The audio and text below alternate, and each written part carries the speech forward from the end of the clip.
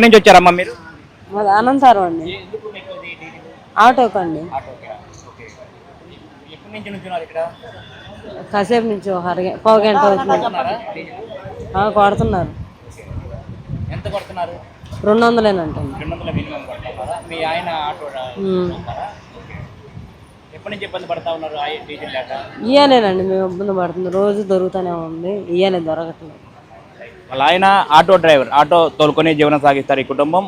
ఆయన కోసం ఆవిడ ఆటో డీజిల్ కోసం కూడా ఆవిడ వచ్చి పిల్లలతో కలిసి డీజిల్ కోసం బాటిల్ పట్టుకొని లైన్లో వేచి ఉన్న పరిస్థితి ఉంది. కొంతమంది ఇంకా క్యాన్లు పట్టుకొని కూడా మనకు కనబడుతున్నారు. ఒకసారి చూడొచ్చు, ఒకసారి క్యాన్లు పట్టుకొని చాలాసేపటి నుంచి క్యూ లైన్లో వేచి ఉన్నారు.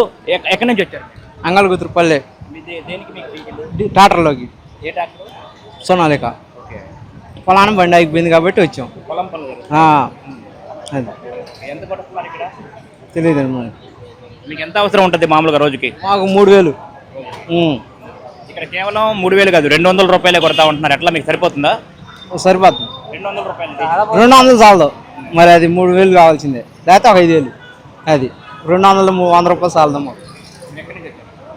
అంగళగుతురు. ఏం చేస్తారు మీరు? అప్పి auto. Service. Passenger auto. Diesel లేదు, మరి సగం ఆగిపోయింది, అందుకని మళ్ళీ ఇబ్బంది పడాలి కదా. మీరు మీ జీవనాధారం దాని మీదే కదా. అదే పోయామంటే ఇప్పుడు ఏమైనా ఇబ్బంది అని డబ్బాలు పట్టుకొని వచ్చాం.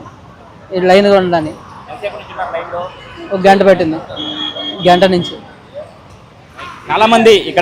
చాలా మంది చూసుకుంటే కనుక ఆటో డ్రైవర్లు ఇటు పొలం పనులకి సంబంధించి డీజిల్ కావాల్సిన వాళ్ళే ఇక్కడ డీజిల్ వేచి చూస్తున్న పరిస్థితి ఉంది. కేవలం బాటిల్స్కి అయితే 200 రూపాయలు, కారుకైతే 1000 రూపాయలు, ఆటోకైతే 200 300 రూపాయలు, లారీకి అయితే 1500 నుంచి 2000 రూపాయల వరకు మాత్రమే అత్యవసరంగా వెళ్లాల్సింది కాబట్టి ఇక్కడ కొడుతున్నట్టుగా కూడా ఈ బంకులో యాజమాన్యాలు అయితే చెప్తా ఉన్నాయి. మొత్తంగా చూసుకుంటే కనుక ఈ డీజిల్ కొరత అనేది ఊహించిన విధంగా ఒక్కసారిగా డీజిల్ కొరత ఏర్పడటంతో సర్వత్రా కూడా మొత్తంగా అస్తవ్యస్తంగా మారిపోయిన పరిస్థితి ఉంది.